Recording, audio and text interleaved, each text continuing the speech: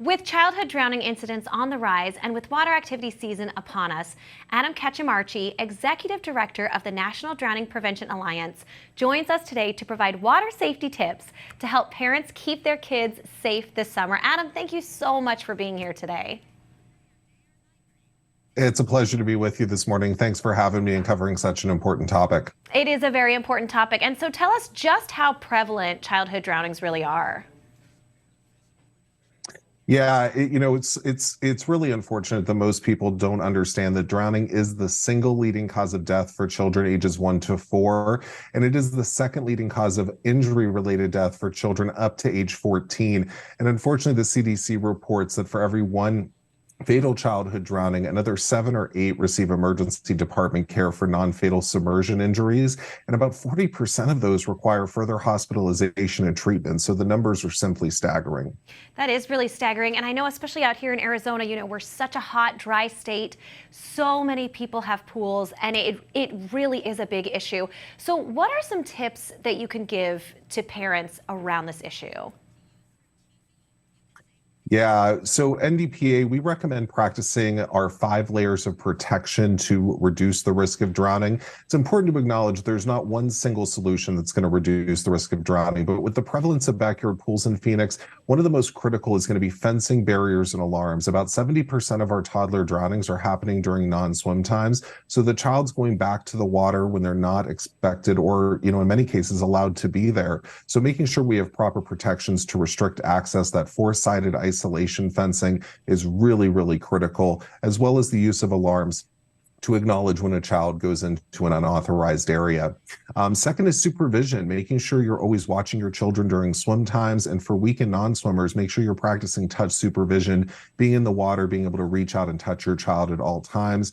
3 is water competency. We want your children to be or to have basic aquatic skills as early as age 1. The American Academy of Pediatrics now actually recommend that children begin high quality swim lessons at or around the age of 1 after consulting with the pediatrician. Just learning simple skills like floating and how to exit the water if you find yourself or your child finds themselves unexpectedly in the water. 4th is the appropriate use of life jackets, making sure we're using U.S. Coast Guard approved jackets anytime we're on a boat or near open or natural bodies of water. And then 5 is making sure we're always prepared for an emergency. Drowning is an accident. It happens quickly and silently. So making sure we know how to rescue that person and provide high quality CPR with rescue breaths if needed. Wow, those are some great tips, Adam. Thank you so much for that. All of those things can be implemented for sure. But what about some myths? I mean, are there myths that people have around the whole don't swim after you eat thing? What are some myths that you can debunk for us today? Yeah, one of the myths we're really working hard to debunk is what drowning actually looks like. For children especially, drowning is quick and it is silent. It can happen in as little as 20 to 60 seconds, and it's oftentimes going to be silent with toddlers. So it's really difficult to even notice your child's in trouble. So we really just want to make sure parents understand that this happens quickly, it happens silently, and we always need to be on our guard when water is around. And then just understanding the way drownings happen. Again, most parents find it shocking that 70% of toddler drownings happen during non-swim times. We often think of water safety when it comes to swim time, but we need to think about water safety anytime water's around or present with our child. Yeah, I wouldn't have known that either. That's definitely something I wouldn't have thought of. And as someone who's about to be a parent, that's a really big thing to keep in mind. Really quickly, what about when you're on vacations? What are some things that you can do?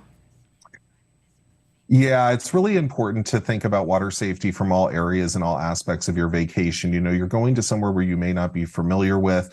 Your children and your family are excited to go have fun on their vacation, but that risk of drowning is always present. So just making sure, we want everyone to come home from the vacation with a lot of fun memories and smiles.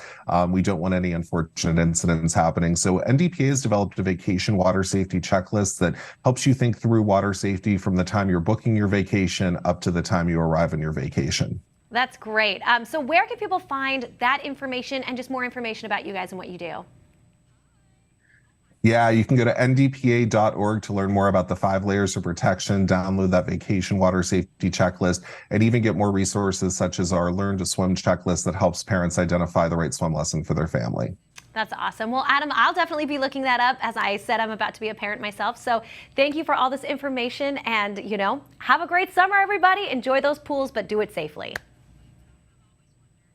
Thanks for having us. Really appreciate it. Absolutely.